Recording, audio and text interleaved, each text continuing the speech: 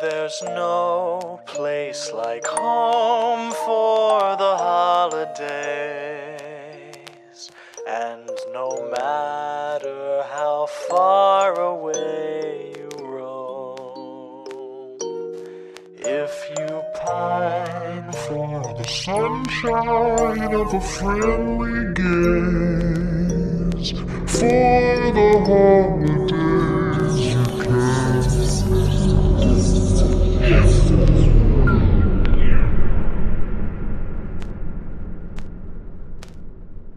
Welcome back, listeners, to another glorious stocking stuffer from Horror for the Holidays. I'm Jeff Searcy. I'm Jay Logston. And today we have things for you. Jay, what have you been getting up to spooky lately? Joe Bob came back last Friday. Nice. I guess at the time of this release, it'll be like 2 Fridays ago.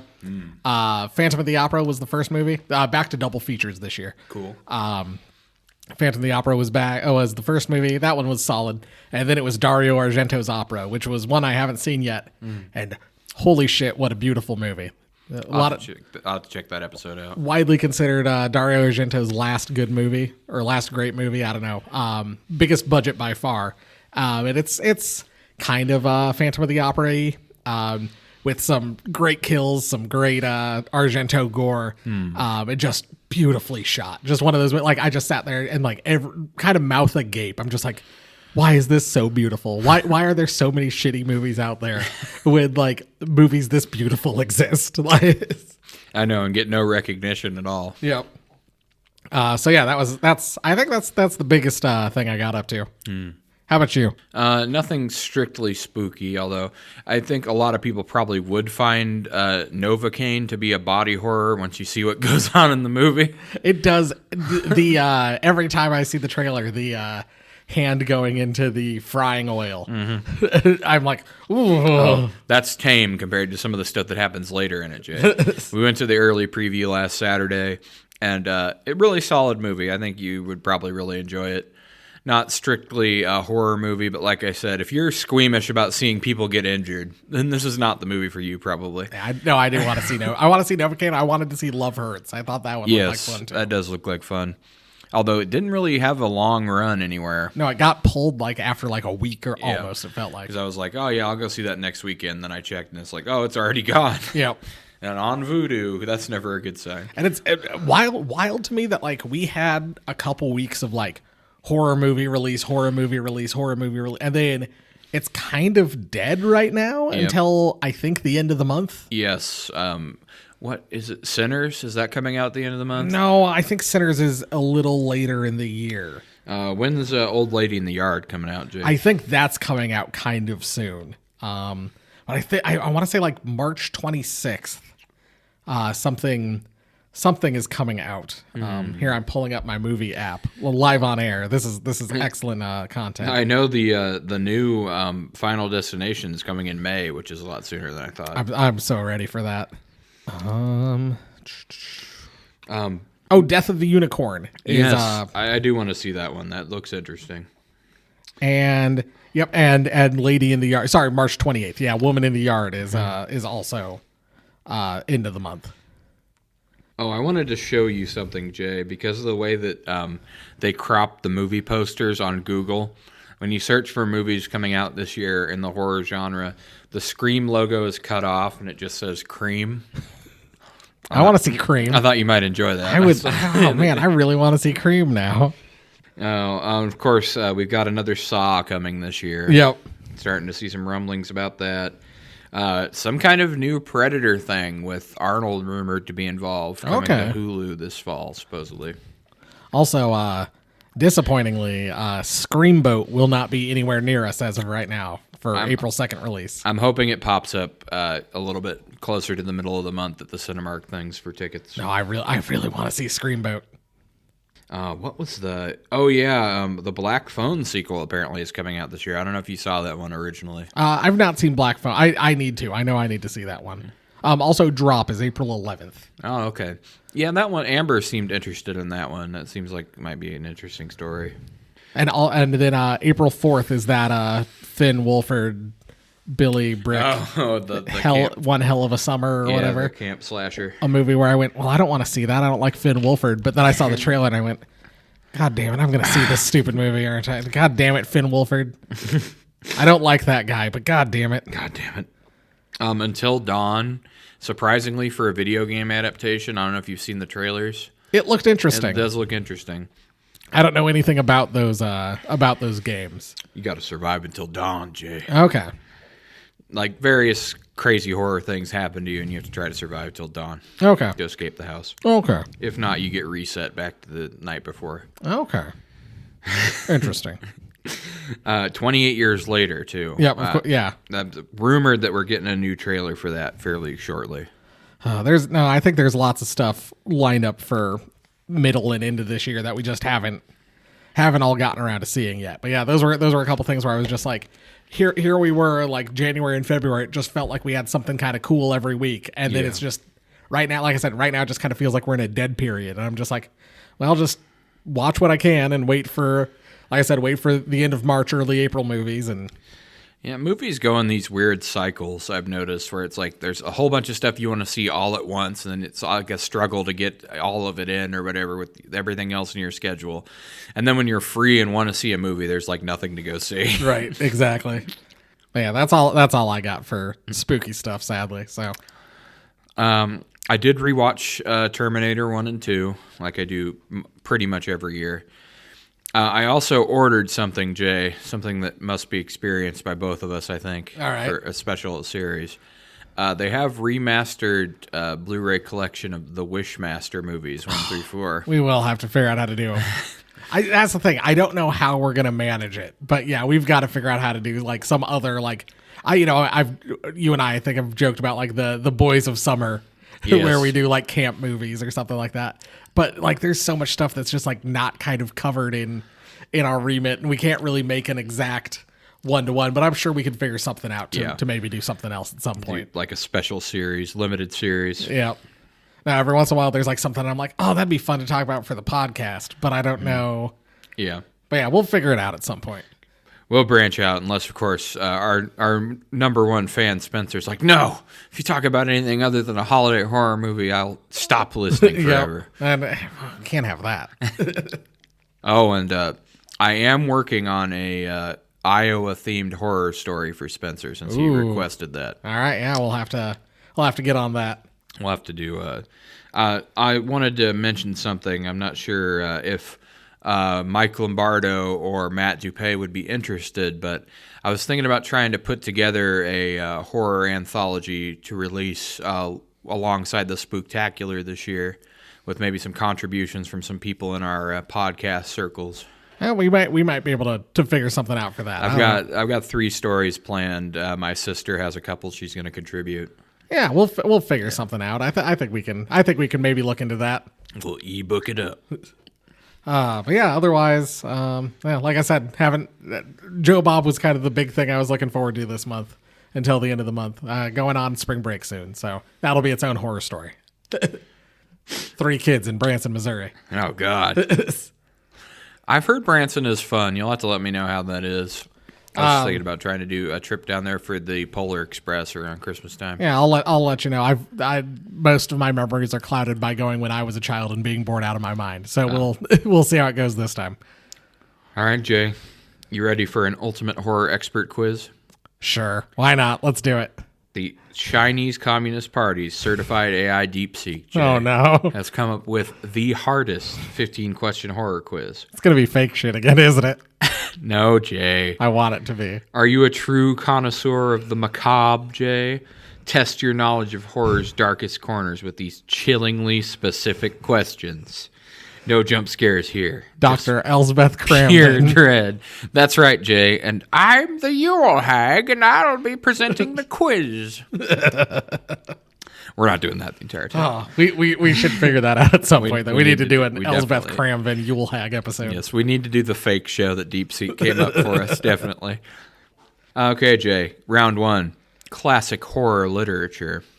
I know you're well read in classic horror literature, Jay, so this should be a breeze for you. Me dumb. Which Gothic novel features a protagonist who makes a Faustian pact to prolong his life using a soul-eating painting? Oh, Portrait of Dorian Gray. Yes. All right. The picture, but I'm Yeah. giving it to you. I'm that kind. What is the name of the sentient, malevolent house in Shirley Jackson's The Haunting of Hill House? I thought you were gonna say Shirley Jackson's The Lottery, and I was gonna. I could give you multiple choice. If Yeah, you'd like. give me multiple choice. A. Bly Manor, B. Hill House, C. The Overlook Hotel, or D. Manderley. I think it's Bly Manor, isn't it? Or is it is it actually like Hill House? Is that the? What's your final answer, Jay? Maybe Bly Manor or something. I'm gonna go with Hill House. It is Hill House. All right. I was like, oh god, he's gonna pick the wrong one. He's gonna talk himself out of the right answer. H.P. Lovecraft's Necronomicon was inspired by which real-life occult text? Ooh. The Lesser Key of Solomon, the Book of the Dead, the Pseudomonarchia Daemonium, or the Voynich manuscript? Ooh, that I do not. I would assume. I guess my assumption has always been like it's like the Book of the Dead. That is a good guess, but no. Apparently, it was based on the Lesser Key of Solomon. Okay. Which is a really trippy thing to read. It goes through like the steps you need to use the power of God to bind demons to do stuff. Okay. So, pretty interesting. Also, I like that there's like two different versions of the Necronomicon. There's the one that like presents it as like this is real magic, and it's like a little black leather bound book that you could like buy at Barnes and Noble. Yes. And so it's like, yeah, if this is like Eldritch Dark Magic, like why are they selling it at Barnes and Noble? But then there's also one that is actually like what the Necronomicon is supposed to be. It's supposed to be the like journal of the mad monk or whatever. Yes. And you can also buy that. Yes, that is a cool one. Round 2, Jay. Cinematic Nightmares. All right. Which 1970s horror film was directly inspired by the 1949 exorcism of Roland Doe? The Omen, The Exorcist, Rosemary's Baby, or The Amityville Horror? I mean, hey, good job. I would say at least good job with like 3 of those being like Exorcist-based movies, and you could even say Amityville to some extent. Yeah, the house is haunted. I mean, I was gonna say The Exorcist. You are correct. That one was one of those where I'm like, I don't think I need to. In Suspiria, 1977, Okay. which color dominates the film's surreal aesthetic to symbolize madness and witchcraft? I'm pretty sure it's red. It is red. What is the name of the demonic entity in Hereditary that seeks a human host, Jay? Oh shit! Is there a thing, or do I just have to? There is a thing. All right. A. Payman, B. Asmodeus, C. Baphomet, or D. Azazel? It's Payman or whatever. Yeah. Yes, it is Payman. I was like Pazuzu. No, that's wrong. Round 3. Folklore and urban legends. In the Japanese ghost story Banko Sasarasuke. Oh, that one, of course. Yes, of course. What does the story revolve around? The spirit of a vengeful maid, a broken mirror, a missing plate, a cursed well, or a blood-stained kimono? I'm going to say a cursed well. To me, that sounds the most Japanese horror. And you would be incorrect, Jay. all right. Apparently, it's about a missing plate. Okay. Apparently, it was a story of a maid that was blamed for stealing a plate, and they murdered her, and so her spirit haunts the house. Okay. All right, Jay. You should remember this if you remember my extensive lore of cryptids. Of course. You pay very close attention in those episodes, I know, Jay. In Slavic folklore, what is a porynek? A vampire born from suicide, the spirit of an unbaptized stillborn child, a shape-shifting forest demon, or a witch who controls the weather? All right. I'm pretty sure I can cross off the last 2. And I think it's one of the first 2. And those both sound really close. I'm going to go with the first one. I'm sorry, Jay. It's actually B. Oh, damn. The spirit of an unbaptized stillborn child. All right. Well, I was... Oh, Jay, if you don't get this one, this is going to be big trouble. Which cryptid is said to haunt the Pine Barrens of New Jersey and inspired the X-Files episode The Jersey Devil? All right. Hold on. Okay. Let's see. The Frogman of Loveland. No. The Skunk Ape of Florida. No, the Mothman of Point Pleasant, West Virginia. No. We were looking for a specific New Jersey town, by the way. Oh shit. His original name. Oh no. Oh no. I don't know that. It's the Jersey Devil.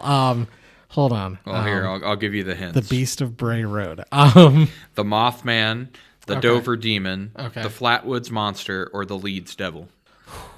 All right. The Flatwoods Monster is a silly looking guy, and the Mothman has a great butt. Now let's see. Is it the Leeds Devil or the something demon? You know what? Jersey Devil. I'm gonna go with D. Yes, it is the Leeds Devil. All right. Leeds, New Jersey was where the story originated. Oh, good enough.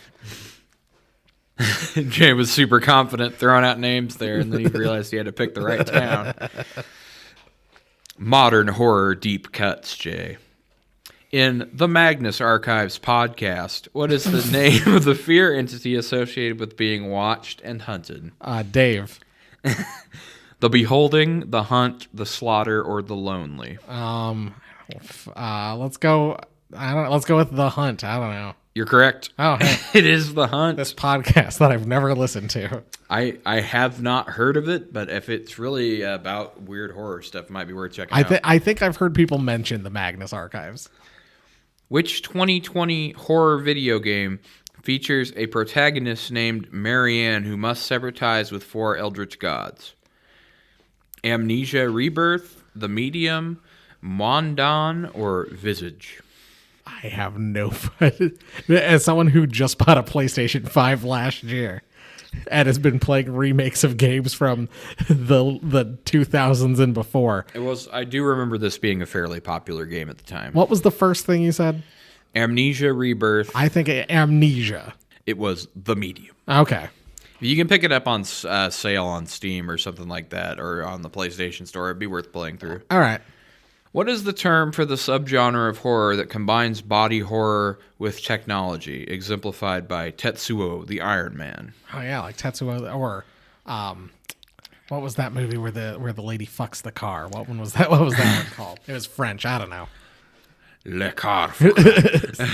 And I don't know. Anyways, techno organic.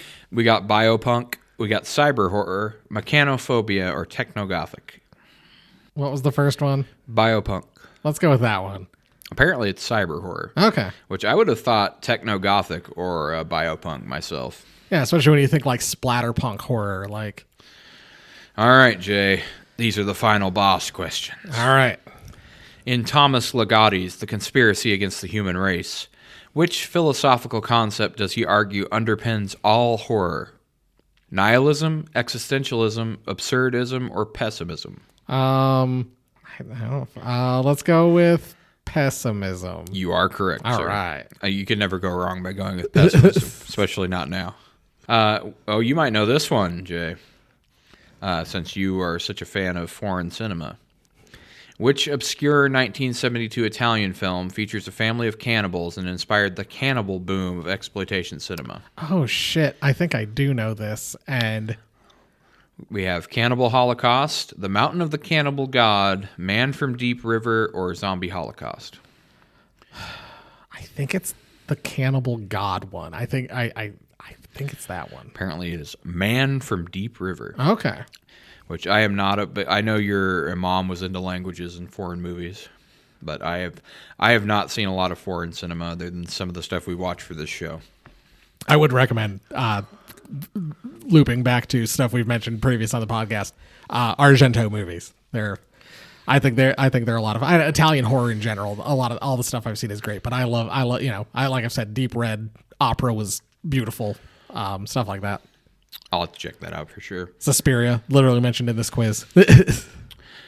What is the name of the ritual in The Wicker Man that sacrifices a human to ensure a fruitful harvest? Okay.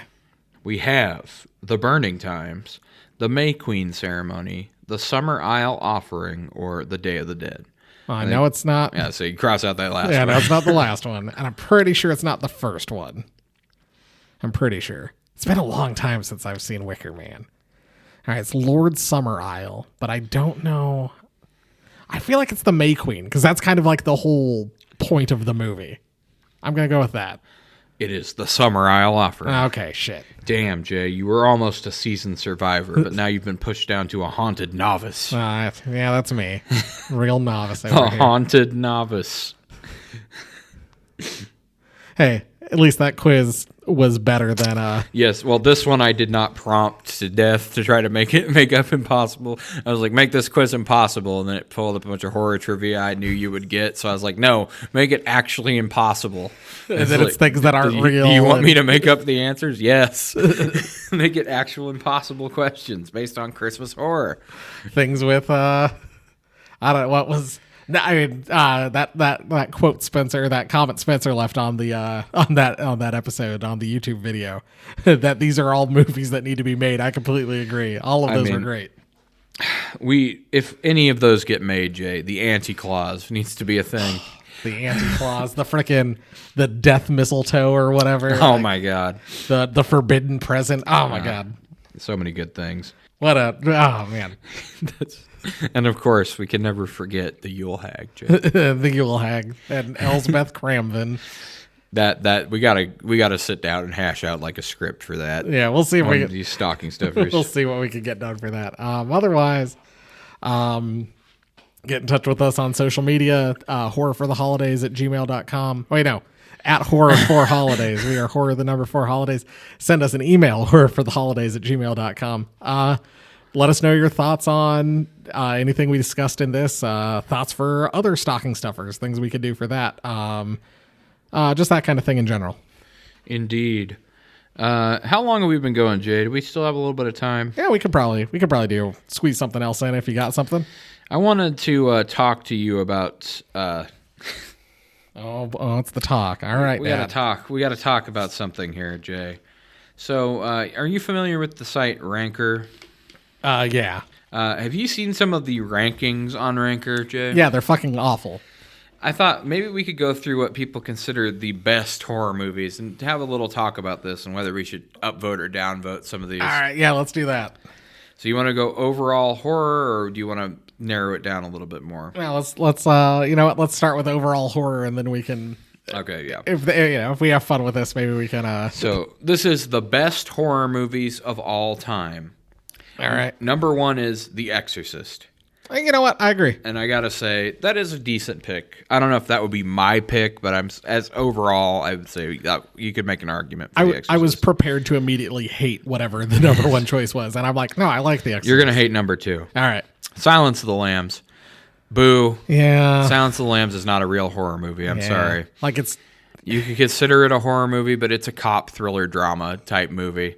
I mean, like I said, it depends on what you find scary as to what you consider horror, but Silence of the Lambs does not belong on number 2 of the top horror movie list. It's weird and gross and you know, like you said, like a police procedural thriller.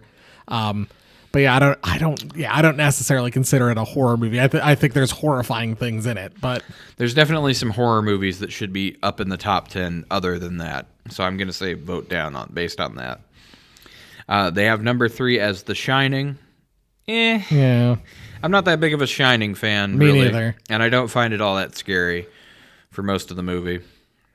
It's one of those where, like, I see why it's on there. Like, yeah. I understand. I mean, I get why people... honestly, people are probably voting for this. But now, Jay, this is what triggered me to do this segment. You want to know what the number 4 best horror movie is? Hereditary. No. Okay. I mean... It's probably going to be in the top 10. I would say no, but you know, some people might think it would be in the top 10. That's what I was waiting for based off your reaction. No, The Conjuring. Yeah, no It's way. ranked number 4 of all time horror movies, Jay. Not even in the top 10, by the way. I'm not saying it's terrible or anything like that. The first Conjuring is a pretty fun time, but top 10 horror of all time, that's literally what this ranking is supposed to be. Yeah, no way. The Conjuring doesn't belong anywhere near the top 10. Now, here's a movie that should be, in my opinion, above The Shining and Silence of the Lambs. Halloween is sitting at number 5. Yeah.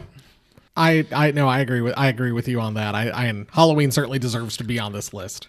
It's definitely more of a horror movie than, I mean, it's a better horror movie, I think, than The Conjuring, and it's certainly more of a horror movie, I think, than The Shining and Silence of the Lambs. Yep. And then at number 6, we have Nightmare on Elm Street. Okay.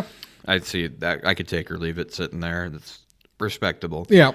Number 7, Psycho. I think maybe higher. I was going to say, I could see some stuff on this list that Psycho should probably be above. And I like Psycho quite a bit.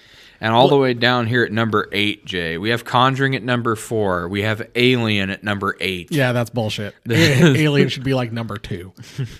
Well, do you want to keep going with this, Jay, or do you want to switch over we to got something? We got 2 more. Yes, we do. To round out the top 10. What would you think would? What are you thinking for number 9?